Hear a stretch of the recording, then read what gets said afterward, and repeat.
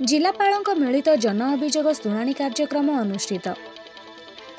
गजपति जिला पारलाखेमुंडी स्थित जिलापालଙ୍କ कार्यालय सम्मेलन कक्ष ठारे आज सोमवार दिन ग्राम्यमुखी प्रशासन सह संयुक्त जन अभियोग शुणाणी कार्यक्रम अनुष्ठित हो जाइछि।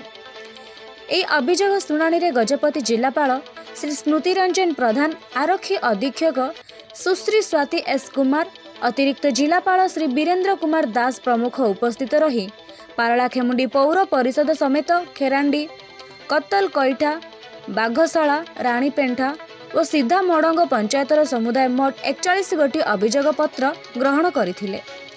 सेथिमध्यरु व्यक्तिगत अभियोग समस्या 39 गोटी, ग्रामभित्तिक समस्या 2 गोटी रहिथिबा बेले उक्त शिविर रे सामाजिक सुरक्षा, जमीपट्टा, मो घर योजना, मनरेगा, गृह निर्माण, राशन कार्ड, शिक्षा, जलसेचन, रास्ता समस्या भली विभिन्न समस्या नहीं अभियोग आसीथिला।